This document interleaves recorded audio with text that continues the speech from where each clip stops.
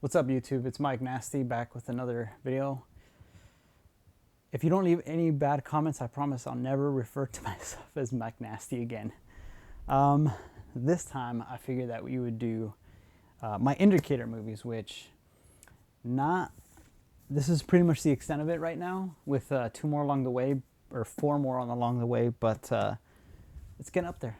And I have some stuff that I'm proud of, so I still owe you guys some drinks.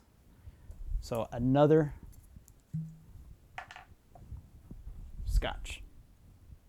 This time I'll pour some for a man. How about that? Because the last one was a little not enough.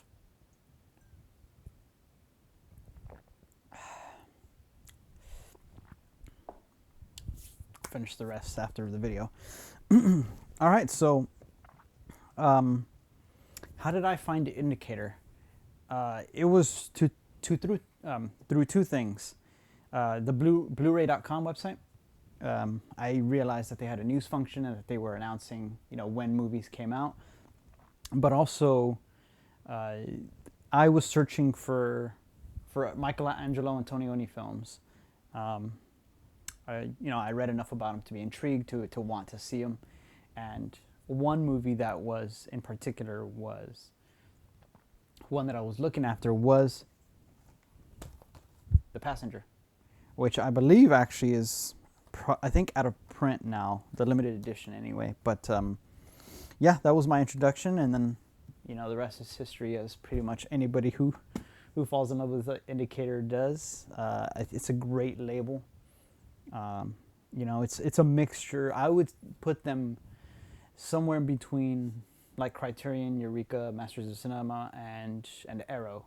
They certainly do a lot of like schlocky kind of, cult stuff, and yet The Passenger, Paul Schrader, The Last Detail, Hal Ashby, so it's somewhere in between, and at the same time, it's something about them that's unique to them.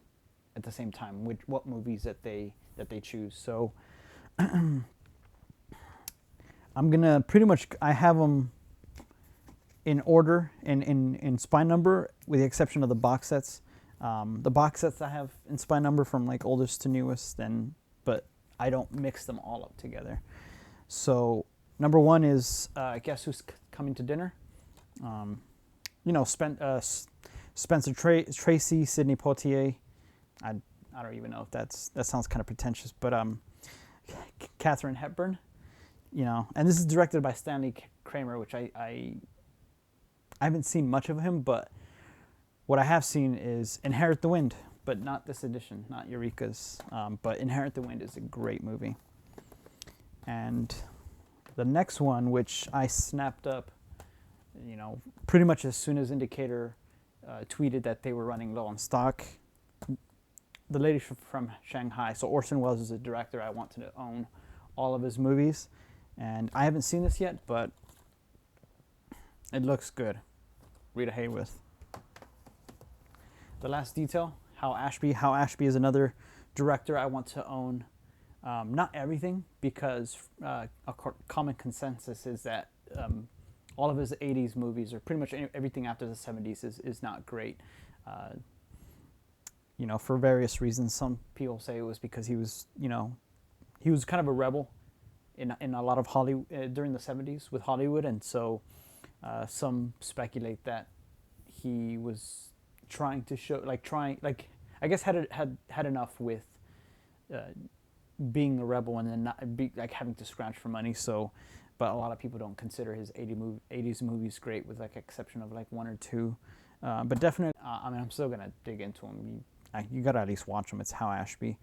So I've seen The Last Detail. It's freaking fantastic. And the only other one that I've seen from him so far is Criterion's Harold and Maude, which was great. So I'm definitely looking forward to watching his other movies. Next is the Anderson tapes, and this one again, they announced that it was going out of print, and so I just pretty much snatched it up. This one I have because I don't know if it was Solitary Ronin Films or maybe it was just somewhere I read, but I believe it was Solitary Ronin. He said that he considers there was 5 movies that the director Sidney Lumet made with Sean Connery, and he considers it one of the greatest director actor collaborations of all time. So I'm definitely interested. I haven't seen any of those 5 movies, so I'm looking forward to it. So I'll check with Solitary Roman. I don't want to put words into his mouth if it's not him, but I feel like it was him. Next one is John Carpenter's Vampires. I was not actually planning to get this, only because I have the Twilight Time Vampires right here, but it was going for like $16 on Mercari. So, when you see an out of print anything going for that cheap, you grab it. Even if you don't particularly like it, you grab it for that price. So, plus it, I'm definitely interested in looking at John Carpenter's what he considers to be his take on a Western, which is, from what I understand, this movie was more of a Western than a typical vampire movie. Again, the Passenger, I still haven't seen it, unfortunately, because I wanted to make my first Michelangelo Antonioni film, the Blow Up, sorry. And it was great. I borrowed it from the library. So this one is definitely eager for me to watch. So next one is Blue Collar.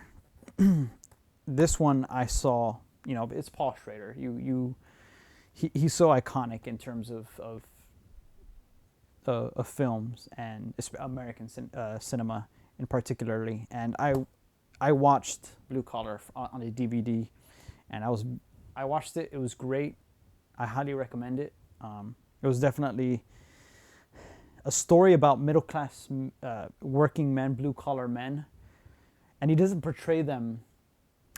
This is a movie considered by a lot of like liberals to be like a liberal movie, and Paul Schrader wasn't intending it to be that way, just because it was, about a union, and he doesn't.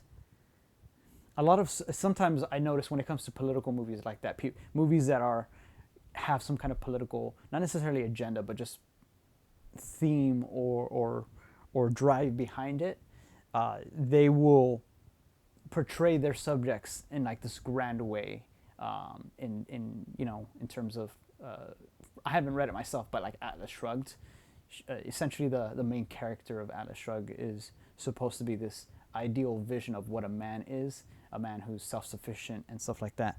This doesn't do the liberal side of it. It doesn't portray these men as underdogs who are just regular working Joes. They're very flawed men. They do drugs. They cheat on their spouses. But when they see injustice, in this case, in the union, they attack it. And there's even within themselves, there's splinterings, because I'm not going to spoil it, but essentially it's great, and it's got Richard Pryor in it in a dramatic role. It was not funny. I mean, there was some comedic moments from Richard, but it definitely showed his acting chops, which I really appreciated, and I look forward to seeing more from him, because I know he did other movies, but he was good in it. He was great. Night Tide. I got it mostly just for its historical value. I don't know if it's that great of a movie. I haven't seen it yet, and I've heard mixed things, but considering it's limited edition, but also, it's more like experimental film and had some influence in the experimental film genre, I had to pick it up. So I will watch it, and I will watch all of short films by Curtis Harrington, only because I'm an aspiring filmmaker. I have not watched enough short films, to be honest. I definitely want to, and are striving to watch more short films, because you watch them and you can see which ones are good, and why they're good, and break them down. So if Curtis Harrington's short films are great, I can study them and see how to make an effective short film.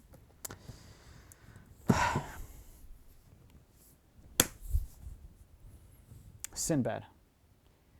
This was out of print before I even found out what Indicator was. And I had gotten lucky with getting this on a good deal. I didn't get that lucky enough with Sinbad. I still had to pay a pretty penny for it, but definitely more than or less than what I've seen it going for. It's crazy. I wonder if one part of why it was cheaper than what it normally goes for is because it doesn't have, unfortunately, the belly band or the O-ring or whatever they're called. So, yeah. And I watched the Seventh Voyage of Sinbad from the library, a Blu-ray, different like a Sony, I think, Blu-ray. And I was watching it, you know, just to tell myself, let's just watch it and then see if it's good, and if you like it, you can splurge on the OOP box set. I was gonna get it anyway. This is too cinematically important with Harryhausen's influence. I was gonna get it eventually, so I'm very happy with it. Unfortunately, it is one of the earliest releases because it does have the third disc, the third movie, The Eye of the Tiger. It unfortunately has the initial release that didn't have the transfer that it was supposed to have. It had like the Sony transfer, and Indicator didn't accidentally or something. I don't know the specifics, but they didn't put out their transfer on it, so they had to do a recall. I can't get it recalled anymore. It doesn't come with the band, so I can't give them the number. So essentially what I have to do is just buy a singular copy of the movie and then swap the discs, and then, I don't know. I don't want to sell the replacement, but I'll just maybe keep it around. Five Tall Tales. This I bought during the sale. Indicator had tweeted before that it was going to go out of print, or it was low in stock. Not the most lowest, but it was, because you know they do the levels where it's very low, low, and then running out or something like that.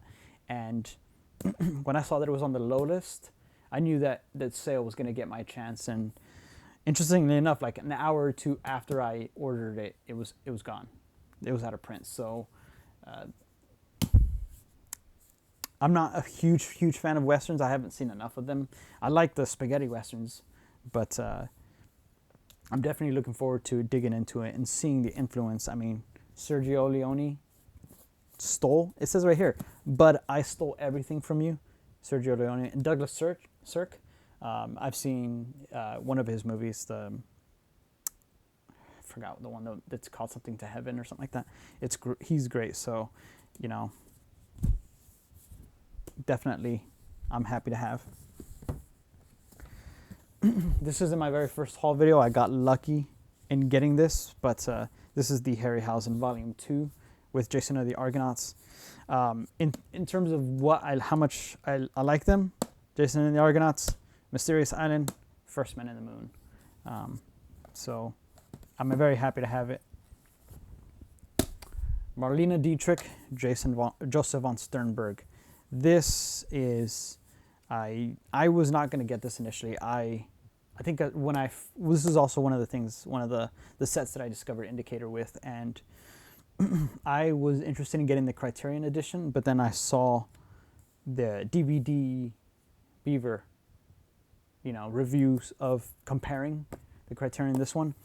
Apparently the transfers are exactly the same. They can't really tell a difference as far as I know, but this one is just stacked, absolutely stacked, and it's got one of their biggest books. So the only one I've seen so far is Morocco, and that was good.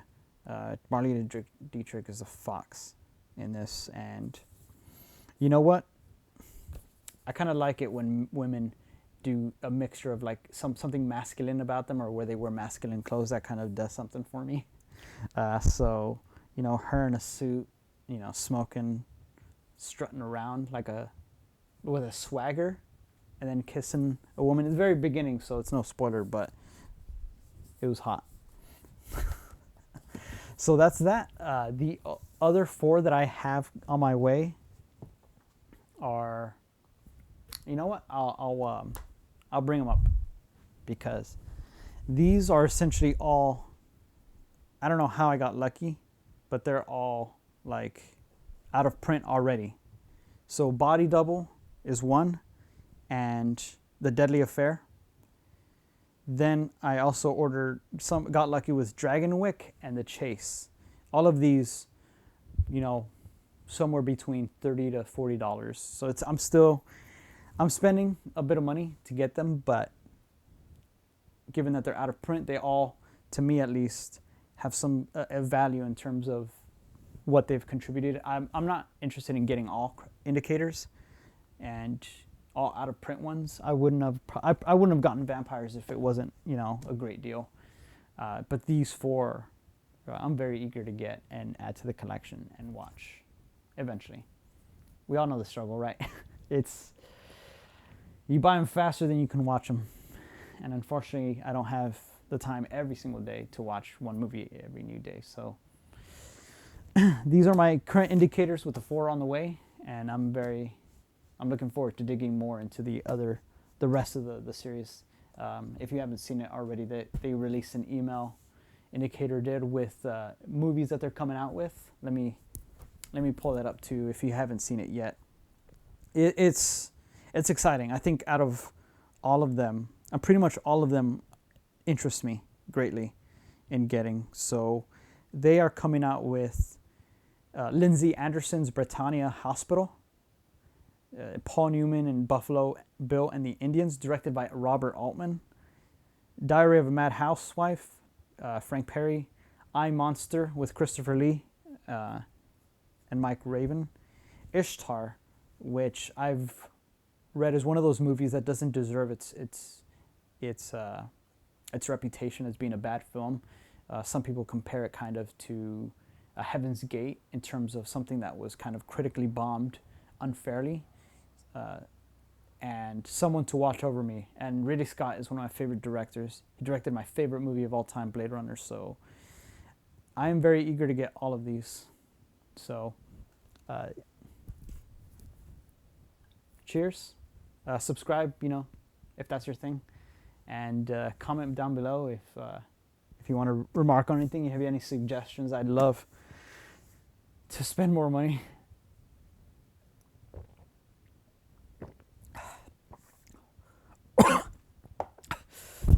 Oh, that burns good. Signing off.